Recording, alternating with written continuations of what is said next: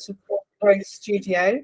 I'm hosting this conversation today, and I'm expecting it to be a very interesting and diverse conversation because we've got a couple of fantastic expert speakers that have a perspective on air quality from very different ends of the spectrum, which I'll introduce you to in a moment. Before we do that, for people that have joined from the outside and not part of the cohort, I think it's probably important to explain who we are. So just to give you our story, we are Growth Studio. We are specialists in running global accelerator programs for startups, mainly technology startups, but also those that are focused on making our planet a better place. Our areas of focus tend to be around environment and sustainability, around education, health and well-being. We're also very keen on supporting startups and founders that are sometimes marginalized or overlooked, as well as communities. And the reason why we are speaking here today on this topic of clean air is that we're currently running an accelerator program called Breathable Cities. And Breathable Cities is all about accelerating startup innovation to really tackle the devastating effects of air pollution.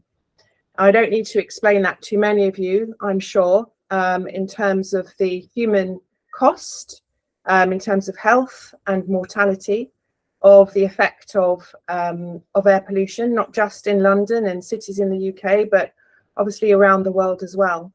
So Breathable Cities is a live accelerator program at the moment. We have 10 amazing cohort members that are in the process of accelerating their own solutions on the program. And we also finally have an amazing partner that supports us. They're called Impact on Urban Health. It's the charitable foundation of Guy's and St Thomas's Hospital. And we are super excited to have them on board because we very much share the same ambitions in terms of positively impacting somewhat overlooked communities through accelerating startup innovation. So that's a little bit about me. In short, my name's Gaby, so feel free to call me that. A little bit on Growth Studio and Breathable Cities. And then before I introduce you to our speakers, I just want to give a couple of housekeeping tips as well, or bits of information. So this webinar is being recorded today, which hopefully you're all okay with. That also means that your questions, any questions you pose, will be recorded as well. We've had a request from Air Quality News, which I'm sure you all know is one of the leading vertical titles in this clean air sector. They will be publishing a blog piece about the conversation. So some of your questions may well be included in that. Do let me know directly if you're not happy with that, and obviously we can deal with that accordingly. And what we hope for is that questions that you have, if you can save them to the end, I will make sure I don't rabbit on or any of us talk for too long. We'll have perhaps 10, 15, let's say 15 minutes of questions at the end. So that is hopefully a really useful time to share your own perspectives and some of the areas that you want to ask Francesca and Kevin about. So I think we're all in the call now. And let me introduce you to two expert speakers that we have today. So Francesca Brady, the CEO and co-founder of Aerated, who will explain a little bit more about who she is and her journey in the call. But we also have Kevin O'Malley from Innovate UK. And perhaps if you don't mind, guys, if we can kick off with you, Francesca, just to explain who you are, the amazing achievements that you've delivered already. Thank you. Cool. Thank you, Gaby. Yeah, so I'm Francesca, CEO and co-founder of Aerated. So Aerated is a certification company, and our certification is laser focused on indoor air quality. So obviously of specific interest to this session. My background, so I've done a master's in indoor air quality. So that seemed super niche back when I was doing it. Obviously, it then came into its element in the last couple of years, when everyone's interest before COVID was on external air quality, because there's lots and lots of noise about the climate crisis and external air pollution, and very little attention is paid to internal air pollution. And we spend 90% of our time indoors. I think that stat is quite accurate for maybe the UK in wintertime, less so for other countries perhaps. But we spend a great deal of our time living, working, playing in internal environments, and we don't really understand the quality of them. And when I was doing my master's program, indoor air quality was, quote unquote, considered a dark art, which I thought was bizarre, and that piqued my interest. And then when I first started my career, I worked for a smart buildings startup.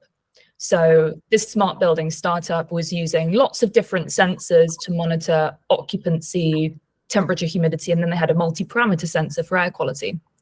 And they were leveraging the data in a way that was great for building managers, but building managers didn't really understand the data that they were being handed, and then no other stakeholder really ever got the level of transparency they needed or got to see the data in a way that was meaningful. So using that kind of background, so gathering data in the internal environment around air quality, it was then, okay, let's partner up with other people who are in the property sphere and work out a way to provide a meaningful tool around gaining that transparency and confidence around the quality of internal spaces. So that, hopefully in a nutshell, summarizes where we came from.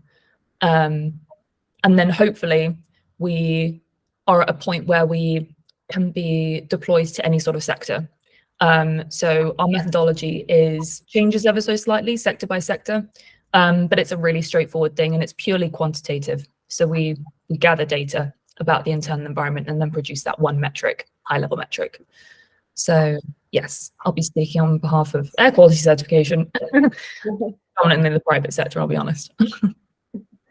Thanks, Francesca. That's a great introduction. So many questions I've already got. So, but before we go there, let's move on to Kevin. Kevin, if you wouldn't mind also introducing yourself. Hi all, it's a real pleasure to be here with you this afternoon. I'm Kevin O'Malley. I'm an innovation lead at Innovate UK. For those of you who don't know, Innovate UK is the government's innovation agency. So we support businesses in a variety of high growth sectors, this being one of them.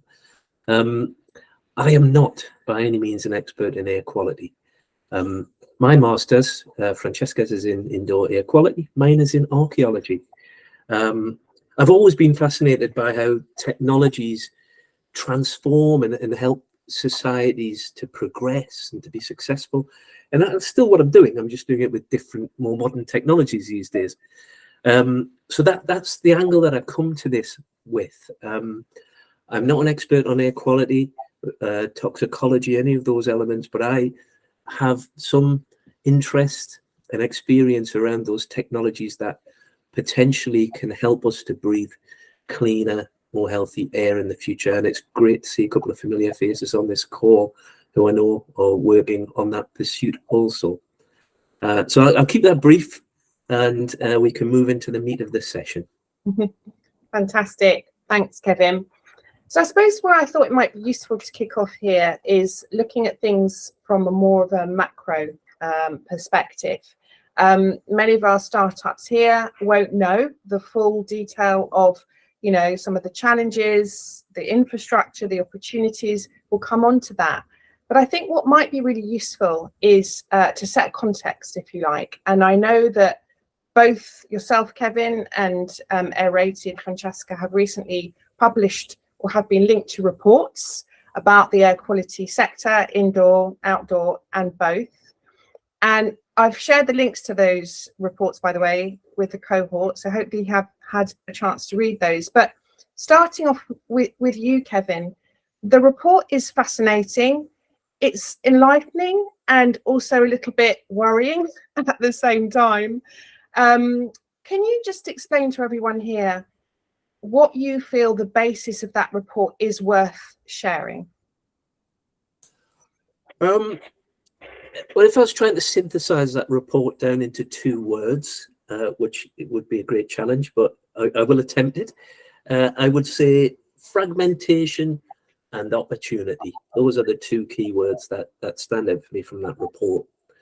I think the first is a recognition that this whole domain, this whole area around air quality is highly fragmented, necessarily because of its complexity, the types of different market that we're trying to address, the type of different approaches that we're taking to air quality, whether it be monitoring or mitigating the challenge that we have. So we've got a great deal of different things going on at the same time, which aren't necessarily connected or aligned. That's a big problem. But opportunity, that's the thing that we're here to talk about today. This is a challenge that is global. This is a challenge that exists everywhere across the world. And this is an area where we have real excellence, pockets of real excellence. And as I say, I'm really glad to see a couple of people on this call who I've worked with previously, who have inspired me to try and support this sector further. Here in the UK, we are recognised and celebrated for our research and innovation excellence. And I think with the right encouragement and support, this sector can move away from this fragmentation into a more cohesive sector which recognises itself, as many people who are working in the clean air tech sector don't recognise that necessarily, but also is recognised globally, internationally, as being world leading.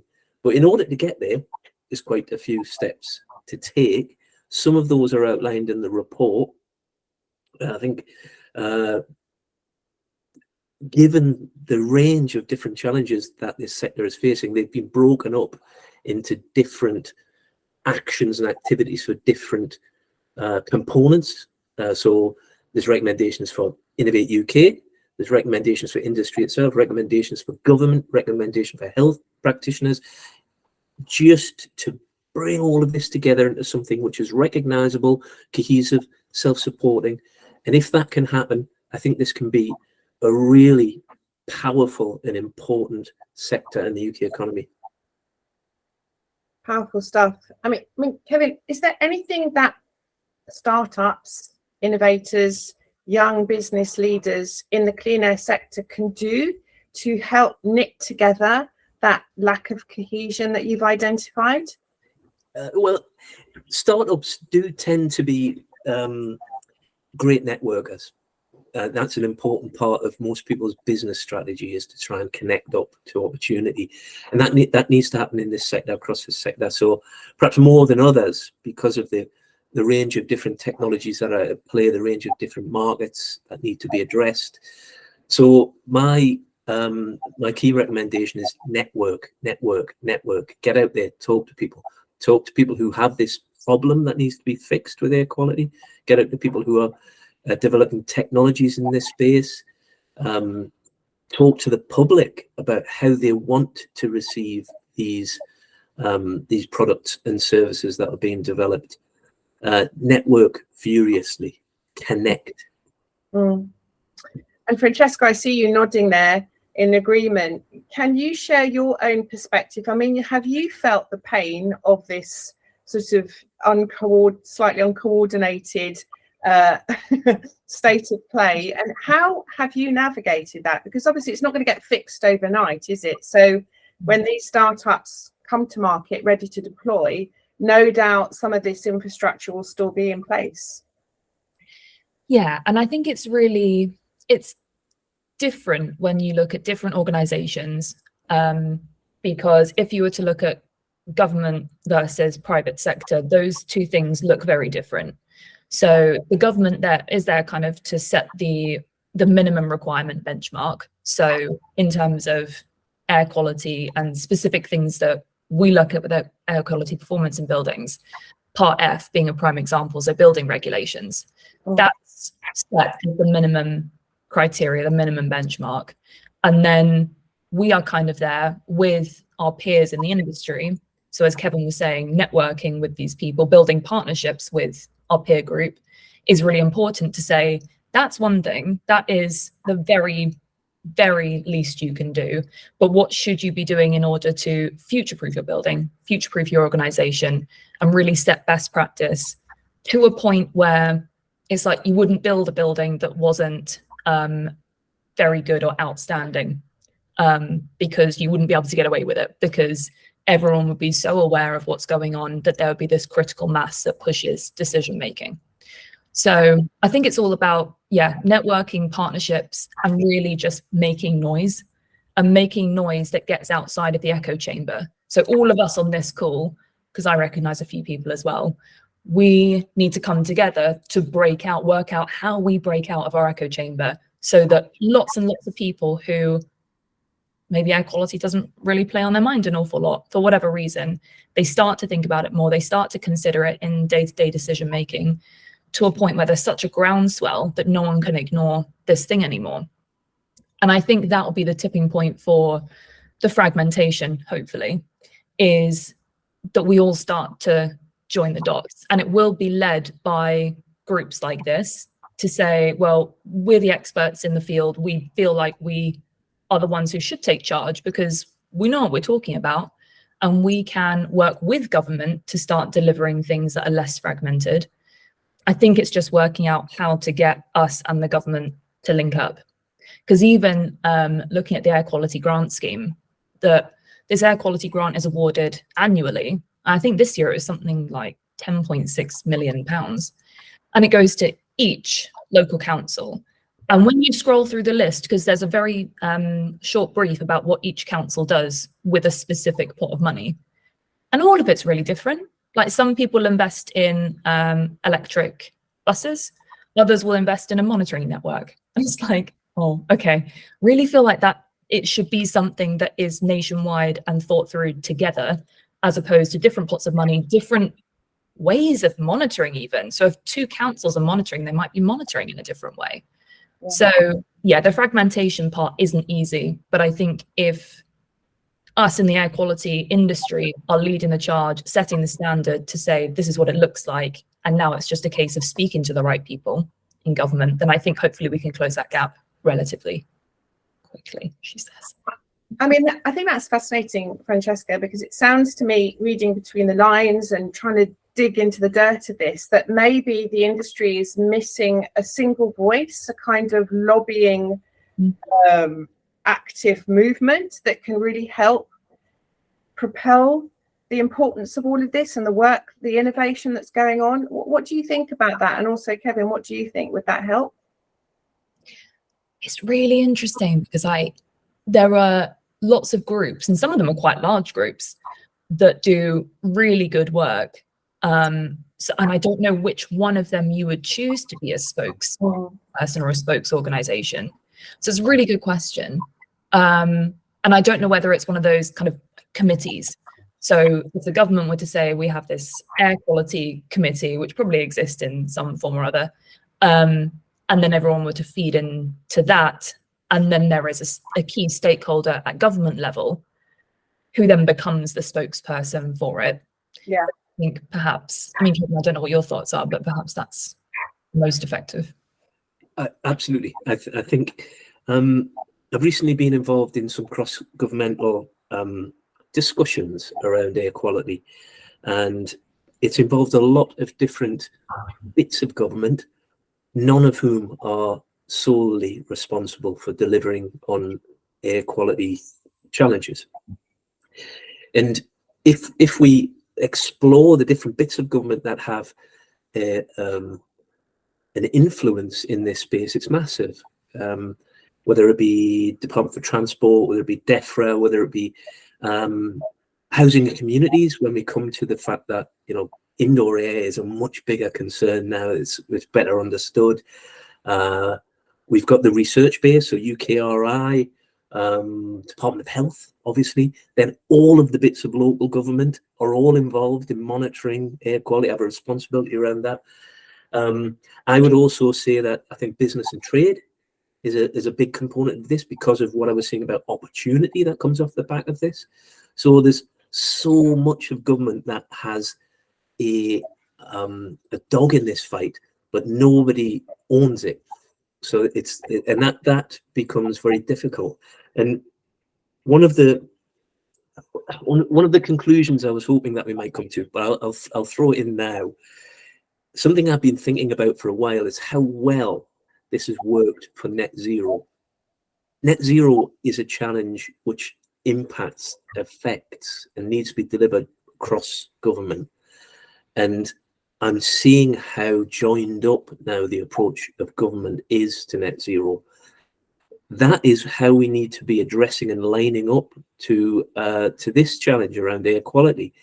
And so increasingly my view of this is that we could even hitch our wagon to this net zero momentum with a sort of concept of net zero plus, this idea of many of the things which are being done to resolve our net zero challenges will have a positive impact on air quality.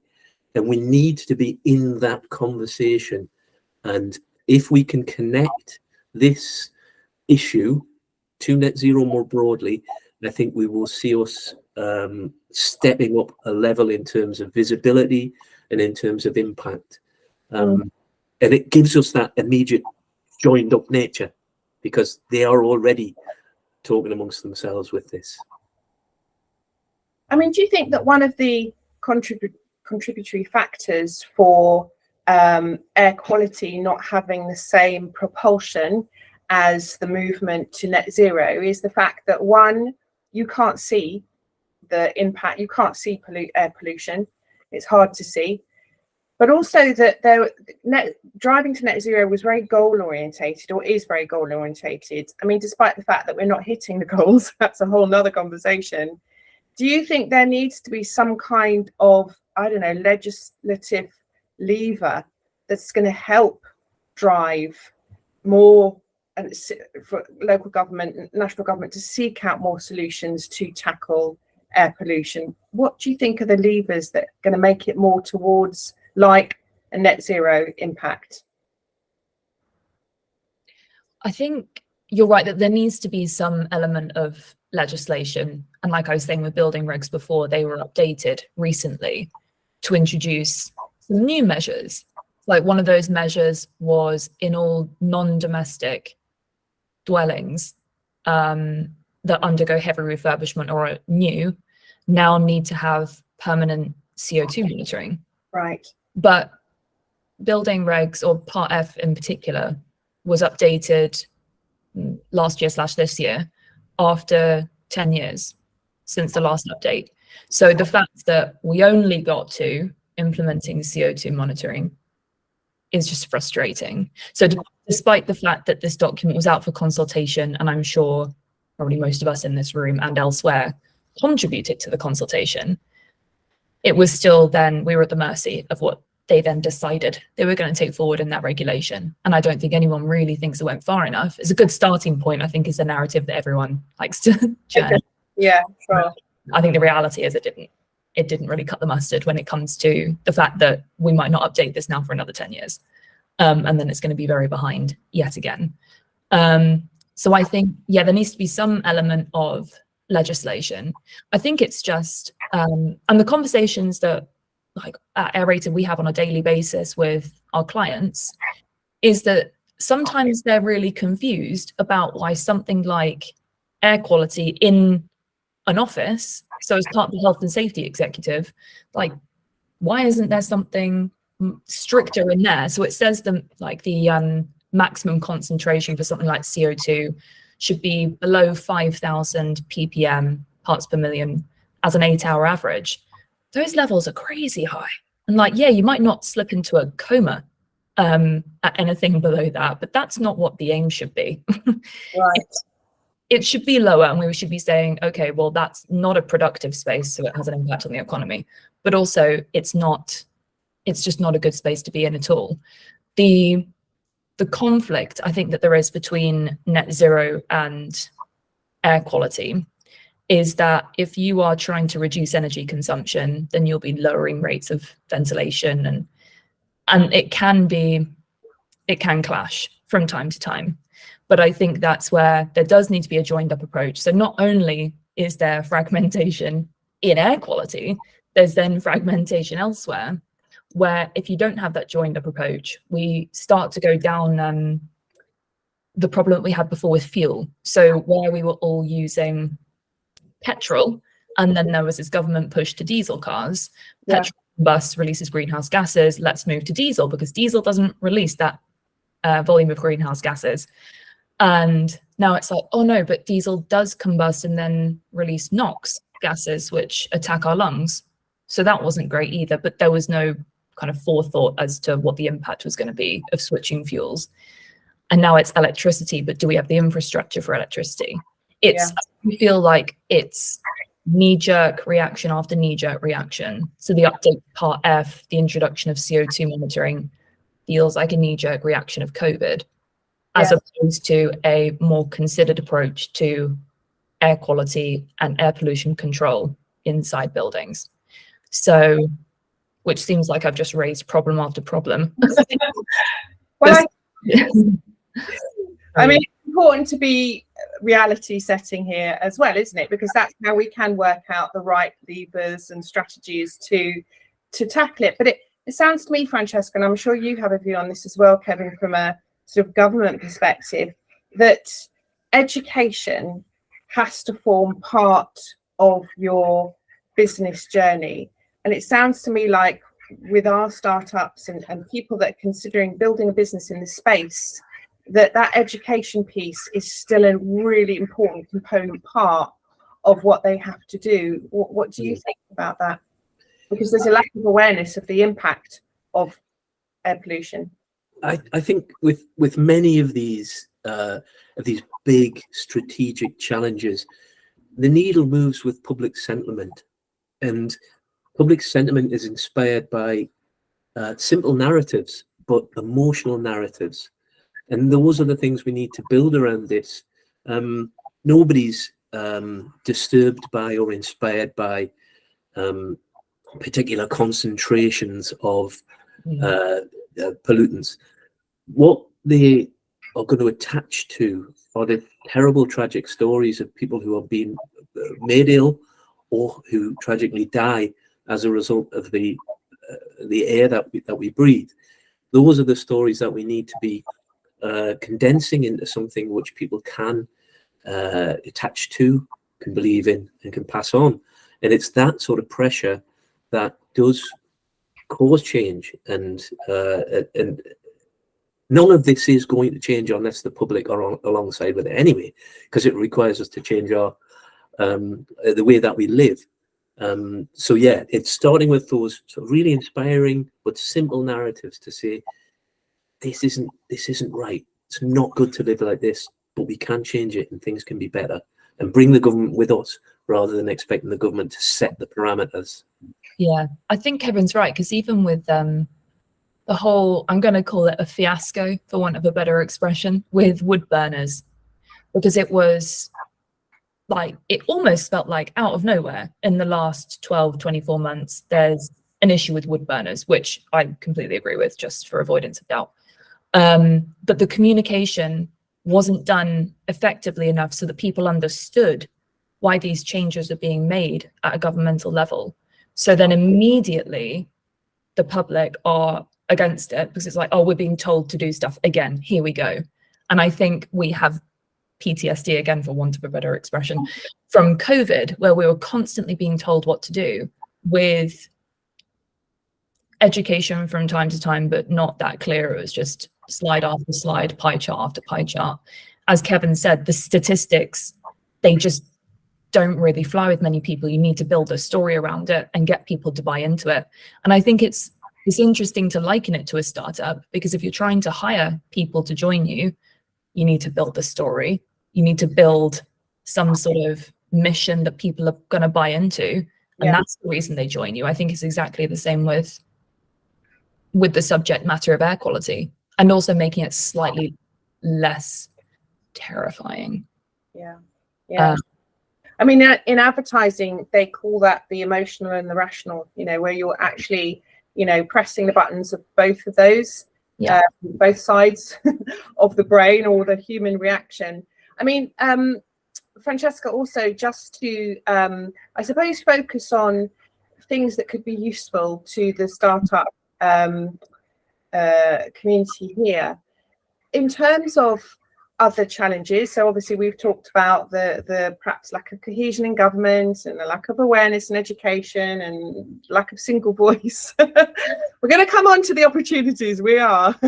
and your story obviously is an incredibly powerful one, and you know, you've been a pioneer in this space and you've done well.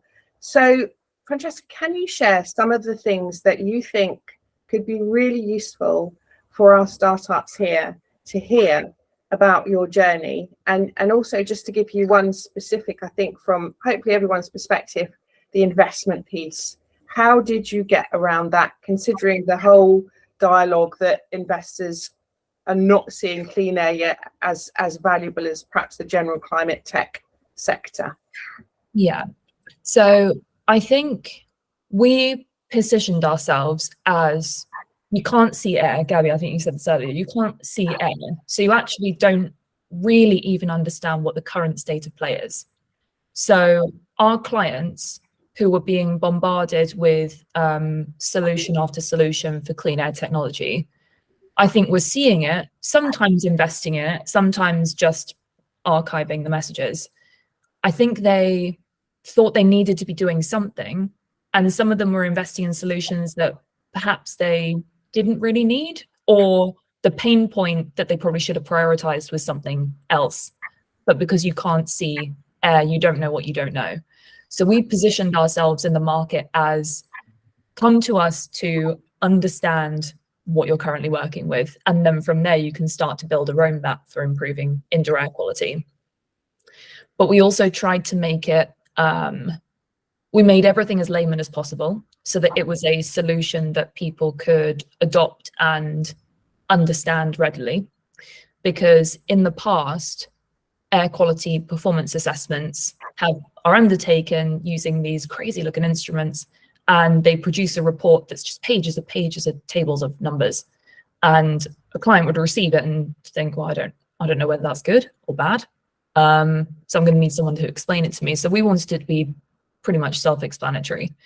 So I think we entered the market with a very simple, very straightforward, hands-off service to say, using this, you can understand what you're currently working with in terms of your indoor air quality. From there, you can start to engage the right people in terms of solution provision.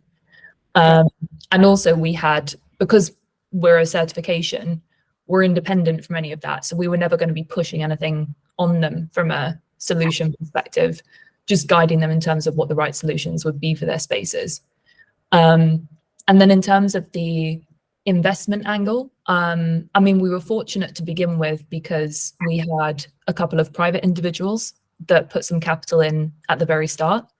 And then we formed strategic partnerships with some of our client base. So they would forward fund a lot of their buildings. So we have certification for buildings. If they are able to sign up 100 buildings, 50 buildings, 20 buildings at a time, and then we can call off against a purchase order, then it's a really good way for us to demonstrate appetite for it in the market and make it look more investable. And I mean, a couple of the key clients to begin with just gave us that credibility in the property industry. And thankfully with property, it's very small as an industry. Property, and people talk, and then there's this fear of missing out. So we capitalized on the fact that people were actively pursuing a differentiator in the market. So they wanted something that they could talk about that no one else was. And they were the ones looking after the people in their buildings. And I think we're starting to now not only service that part of the sector, but also the ones who are like deathly afraid of what their buildings hold inside, because they've seen this promotion on IKEA of air quality sensors, and you can go and grab a sensor from Amazon. And I think there is a sense of fear that an employee or an occupier will adopt something for themselves and then start to monitor their own spaces. And then who knows really what the legal implication of that is, because it's uncharted territory in the UK anyway. In the US, different kettle of fish. So yeah, I think there was a huge amount of benefit in showing the appetite for this sort of certification beyond the comparables in the space, which were all same but different. We were like, well, this is a slightly different offering. It's very heavy on the education and awareness. And that's kind of how we were making ourselves sticky as well, by saying, if everyone in the building knows that there's a badge on it, you can't then not get it the next year, because hopefully people would ask why not. Yeah. So it was all about building a business case where you could show appetite for it in the space, making a simple solution that was solving a problem in the market, regardless of whether it was actually a problem to do with air quality. There was a problem in differentiation in a flat market in commercial real estate. So we're like, let's go for that, because it gets us a foot in the door to then actually do some good work about air quality. But that's their pain points. We'll play on that, and then we'll go from there once we're inside. It's a Trojan horse. Amazing. And I think actually what you've really articulated there is how you've been able to recognize exactly what your customers need at that point, and how you connect with them. Because as you say, there's the competitive element, how they're differentiating, but then also how they, how you can articulate what they actually need to hear from you. So I suppose before we open it up for questions, which we will in a sec, I just wanted to ask two perhaps lighter questions, and these are for both of you actually, Kevin and Francesca.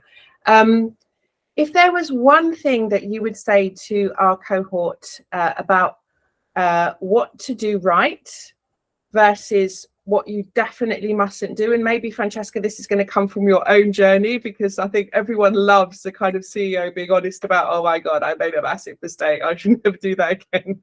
Is there something, like one thing you could share with our cohort that they can take away, and then we'll open it up to questions? Kevin, did you want to kick off on that one? Go on, I'll jump in on that. I think from what I've seen, and from what I think the market is looking for, I would say focus on creativity and quality, particularly quality.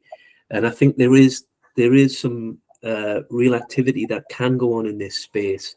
Some of it by government in bringing in this sort of almost maybe kite mark quality assurance. I mean, the market in monitoring equipment is pretty flooded, and there isn't a way for us to compete with the range of products that perhaps are coming from other parts of the world. But what we can compete in, what we always have been able to compete in, it is in quality, in producing something which is a notch above. And if we can also provide with that a level of assurance, as I say, something of a kite mark, which just gives people the confidence what they're seeing is underpinned by rigorous technology and research. That would be what I think the market is ready for from UK businesses. But on top of that, there's that again, another key strength of the UK is around a sort of user experience.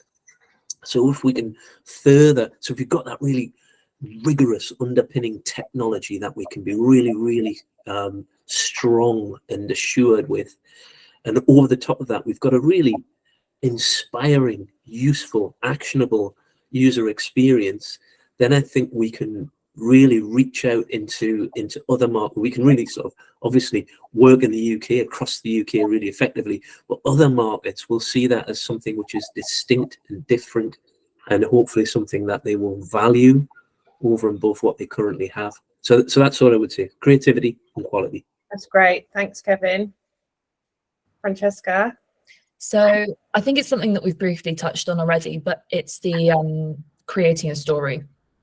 Just because if you are pitching to a client, if you're a startup, more often than not, they're going to buy into the story as opposed to your track record, because perhaps you don't really have a track record. So I'd say that is fundamental, particularly in air quality, because you're right, it's so emotive. There is such a good story to be told around it that starts off as quite doom and gloom, but it's getting better, and we can propel the getting better even more. So yeah, I think the thing that you definitely should look to do is building the story out. So around the product, but around the people as well in the organization, because that's just as important and just as credible, the people in your team. The thing not to do, I think so many startups are guilty of it, is doing too much for free or at cost, which I think lots of people say, because there is a necessity to do some things at cost to just get the name out there and get the ball rolling with things. But I think startups were usually in danger of being taken advantage of, because it's like, oh, you need us more than we need you, and therefore can you do X, Y, and Z for me? And it's like, well, what precedent are we setting by saying our services and our products are hugely valuable? If we keep offering them for free or massively discounted, it's going to lose an element of credibility and value. Yeah. So, and I think it's really difficult to strike the balance between doing just enough to roll out as quickly as possible and get your name out there and get some exposure, get some attention, versus compromising the long term. Yeah. I don't feel like I necessarily have an answer to that. I just think it's something that it's a red flag, isn't it? Just need.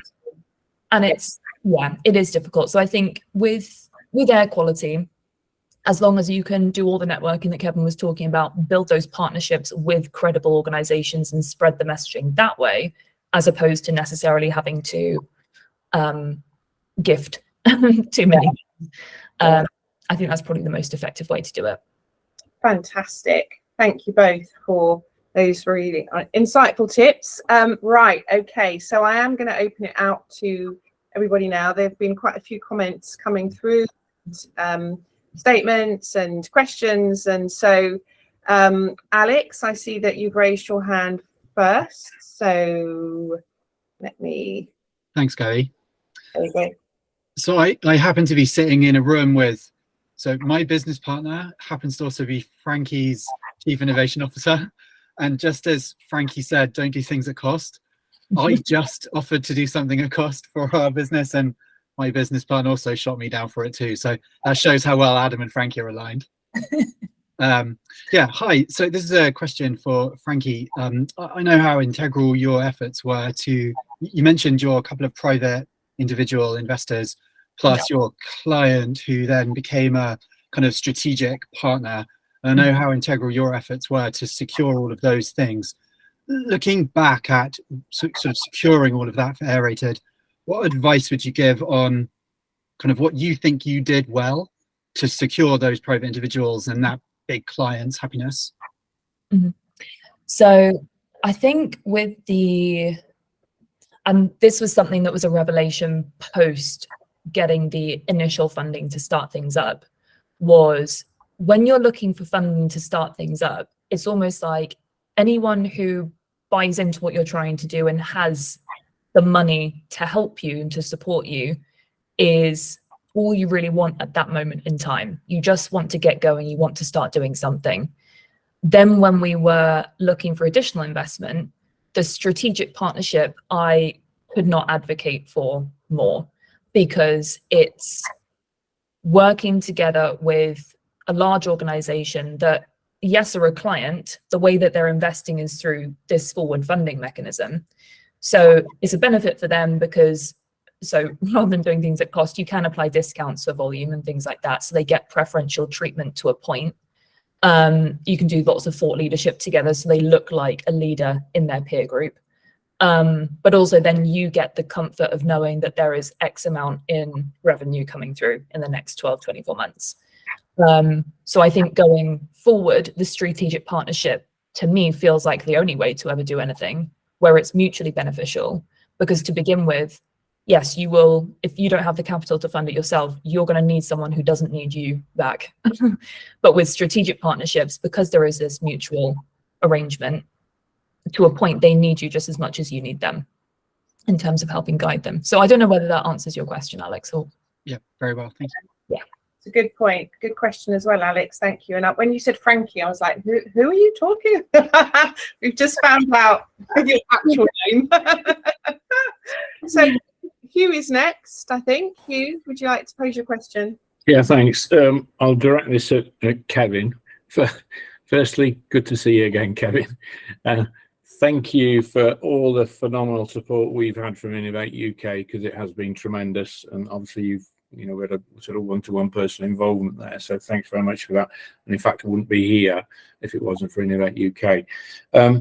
In terms of a question to you, this sort of area of lobbying and legislation, do you feel like we've made any progress over the last couple of years in towards ultimately legislation? Because my feeling is that the emotional thing is very important, but that's a sort of a bigger picture that can be put across by certain bodies and groups and organizations. It's very difficult as an individual company to get enough momentum around that. So is that emotional, which I think is what triggered the funding, which then ultimately funded our project, to do with a particular instance around fatalities with air pollution. So at what point do you think it's going to transition into either legislation that's going to make it painful for industry to pollute, whether that's traffic related or whatever it might be? Where do you think we are on that journey? Thanks for the question, Hugh. Good to see you. I think we're a way off. I'm going to be frank, but I think it relates back to this idea of fragmentation. What legislation do you put in place to resolve the issues of air quality? It might be something in transport. It might be something in environment. Might be something under agriculture. Might be something under wood burning stoves. There are so many different pockets of intervention that the government could make that there isn't a sort of magic bullet where if you just put one piece of legislation in place, then everything's fine. We don't have to worry anymore. So I think there is much more cohesion required around the messages that are being given to government and to the public. One of the great inspirations that I've seen in the past is that change can be made rapidly if that momentum of public sentiment can be garnered and can be sort of encapsulated. If you remember back to we had a plastics issue, which I think David Attenborough picked up a few years ago, and it was simply having somebody like him who was such an endeared figure and somebody who can articulate a complex environmental issue very, very well, that we can gather around. And then the government responded to that extremely rapidly. So maybe this is something that we need to start to try and do, is to make the messages that are being passed around this community and from this community more joined up, straightforward, and actionable. As Francesca was saying, lots of the messages that come around air quality are quite negative, and it's that this is killing people. We've got poisonous air.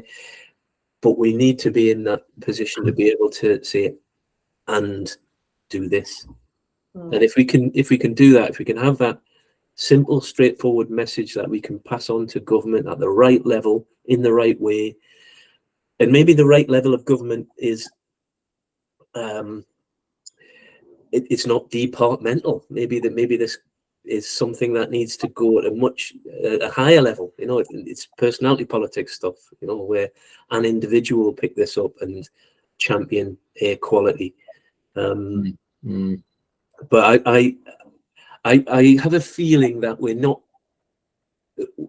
not years away, but we're maybe a decade away from having a comprehensive series of regulations which allows us to breathe safe air. Because unless we do manage to couple this with net zero, which is moving at such a pace, in such a joined up way through government right now, that maybe that shortcuts our journey. Yeah, I mean, don't you think the general public would perceive one and the same anyway? In terms of CO2 reduction and just a general air pollution, it's all a bit of a blur anyway. Sorry, just sort of bolting on to what I've just been saying in relation to the legislation.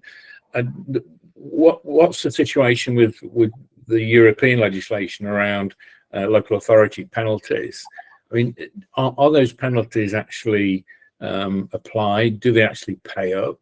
And why isn't there more noise around that? As that, we haven't been compliant and we've been shelling out millions, or have we been shelling out millions? What actually happens to these local authorities who are in default effectively? I think this is where I show my lack of expertise in the clean air field. I genuinely don't know, Hugh. I know a fair bit about local authorities and how they operate, and that's an area I'd be very happy to talk about more as a market for air quality. But I just don't know whether this is being whether local governments are paying fines or being pulled up for not meeting the necessary standards. Just to come in there, actually, Kevin, because that does relate to a question in the chat as well from Louise Thomas.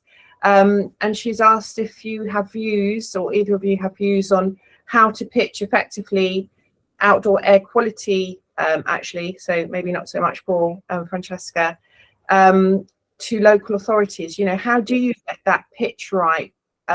Could you give any insights or tips on that at all?